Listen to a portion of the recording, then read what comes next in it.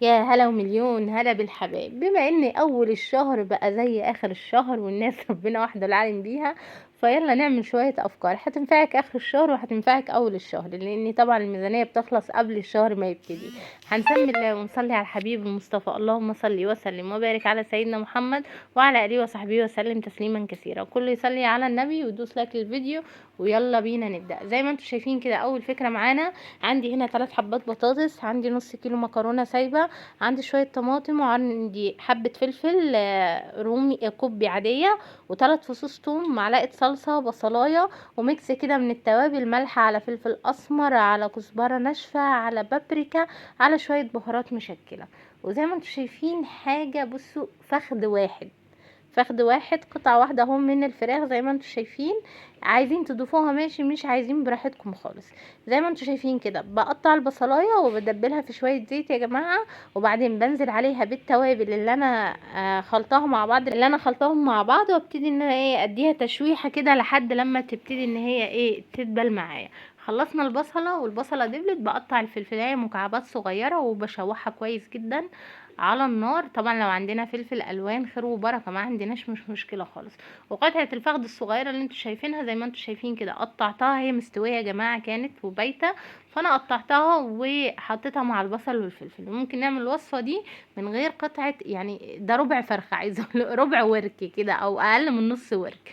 وبعدين بنزل بمعلقه الصلصه معجون الطماطم، وبقلب البصل بقى مع الفلفل مع قطعة الفراخ مع التوابل مع معجون الصلصة كويس جدا على النار. وهنا بقى زي ما انتم شايفين في حلة على النار حطيت اللي هو 3 فصوص الثوم، وهنزل عليهم بالصلصة بتاعت الطماطم لحد لما تبتدي ان هي تتسبك معايا. وبكمل بقى باقي اضافات التوابل التانية، وبحط يعني نص معلقة صغيرة من الخل، وبحط معلقة صغيرة من السكر. تمام، يبقى دقة توم بطماطم عادية مع شوية توابل وشوية سكر ومعلقة صغيرة من الخل، والتسبيكة اللي انتوا شفتوها على النار. وبعدين بعمل بجيب العصاج اللي هو البصل مع الفلفل مع قطعة الفراخ، بحطه في الارضية من تحت، وبحط نص كيلو المكرونة كده زي ما انتوا شايفينه في طاجن في بايركس في اي حاجة بتدخل الفرن، بحطه ناشف. وبعدين بحط اللي هي التسبيكة بالثوم، وبكمل مية عادي لحد لما بغطيهم يا جماعة. وممكن تزودي المية عادي بتاعتهم، ومش هقولك ورق زبدة وورق فويل، اي طبق او غطا ستانلس بيدخل الفرن، وبدخلهم الفرن وبيستووا. وبقلبهم زي ما انتوا شايفين كده، وشوية مخلل بيتي وشوية بطاطس محمرة، ودي المية الزيادة اللي كانت في المكرونة بتصفيها، بتبقى عاملة زي صوص زي دقة كده. تمام، وفي نفس الوقت مش بتعجن معاه المكرونة ولا اي حاجة. هو ده هي دي الفكرة زي ما انتم شايفين، اقتصادية وبسيطة. وممكن نعملها من غير قطعة الفراخ دي، وفضل ونعمة من رب العالمين. ده شكل السفرة. هي مش يعني اقل حاجة في الغلا اللي احنا فيه. تمام، هي كل حاجة دلوقتي بقت بفلوس وبفلوس كتيرة كمان، بس دي اقل فكرة في الغلا اللي احنا فيه. نشوف بقى الفكرة اللي بعدها. نيجي بقى للوصفة المفضلة بالنسبة لي، حاجة كده بديل للكفتة بالبقسماط. كفتة اللحمة بالبقسماط عارفينها، رهيبة جدا جدا وطعمها ملوش حل. كل اللي هحتاجه بتنجانية كبيرة كده او على حسب عدد اسرتك. اختاري البتنجان الطرية لما تيجي تشتري البتنجان، عشان بتكون طرية وما بيكونش فيها بذور كتيرة قوي، لان البذور بتمرر البتنجان. بقشرها واقطعها مكعبات صغيرة زي ما انتم شايفين كده. وببتدي بصلايه بقى مع حبه توم، بصلايه وسط مع حبه توم بدبلهم. وبعدين بنزل بكل البتنجان اللي انا قطعته، وابتدي ان انا اقلب فيه. اظن الوصفه دي خطيره، الاولاد هيعشقوها.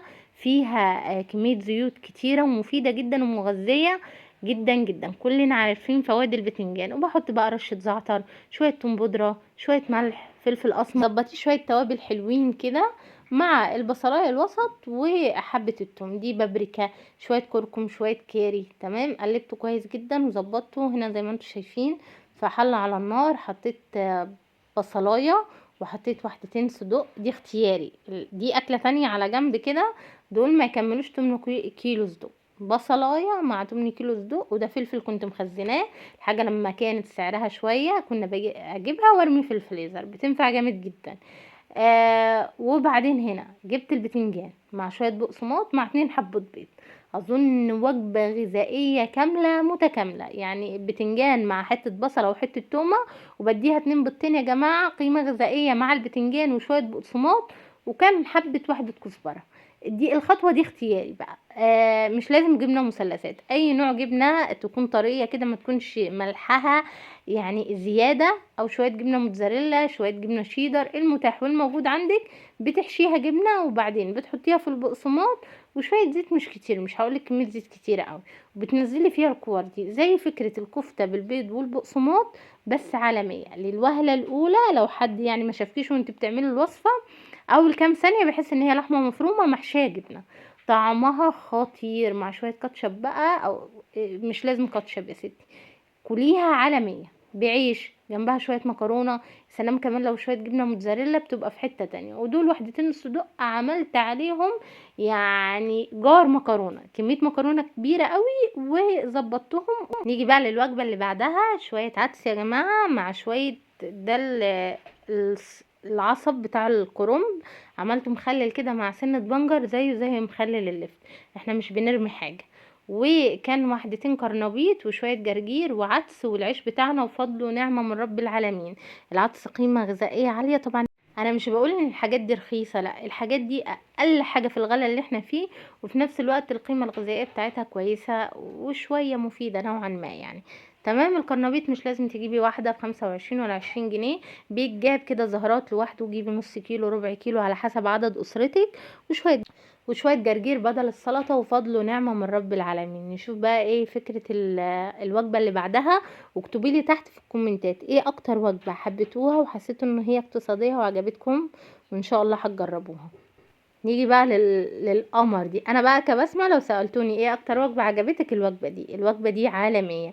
ده العيش العادي اللي احنا بنجيبه من الفرن ببطاقة العيش، عملته زي فكرة كده بطاطس سوري بالعيش، ولا هقولك كريب ولا عيش سوري ولا اي حاجة، وكانت عالمية. وعملت جنبها شوية كولسلو، عايزة اقول لكم الكولسلو ما كانش فيه مايونيز، شوفوا الطريقة اللي عملت بيها الكولسلو، مع شوية تومية وحبتين طماطم وحبة خيار. بصوا كانت وجبة كاملة متكاملة عالمية. يعني عايزة اقول لكم الاولاد بيكونوا زهقانين شوية، عايزين اكل زي اكل المطاعم، دي فكرة اكل او فكرة السندوتشات بتاعة البطاطس السوري بس بالعيش البلدي بتاعتنا، واقتصادية وعلى قد الايد. وده طاجن مكرونة عالمي، عملناه بشوية بشاميل كده وشوية جبنة من فوق، وكان في حتة تانية بجد، خطير خطير خطير. يعني انا لو سألتوني كبسمة ايه اكتر وصفة عجبتك في اللي نزلوا دول كلهم، هقول لكم الوصفة دي، لان هي كانت خطيرة حتى عجبت البنات. ورغم ان المكرونة ما حطيناش فيها فراخ ولا لحوم، بس عملنا تركاية كده بسيطة في البشاميل، خلت طعمها زي بتاعة المطاعم اللي هي بتكون مليانة فراخ وجبنة، رغم ان حبة الجبنة برضو كانوا قليلين جدا. طبعا كل الوصفات دي موجودة في القناة، واي فيديو مش عارفين توصلوا له اكتبولي تحت في الكومنتات، بس ما احنا عايزين وصفة رقم كذا وانا هنزلها لكم انا هحط لكم اللينك في الكومنتات، تمام، بتاع الوصفة اللي انتوا عايزينها. هو ده فيديو النهاردة، بتمنى يكون عجب حضراتكم. لو عجبكم الفيديو ما تبخلوش عليا بلايك وشير واشتراك في القناة وتفعيل الجرس عشان يوصل لكم كل جديد على قناتي، واشوفكم على خير في فيديوهات تانية كتيرة. مع السلامة.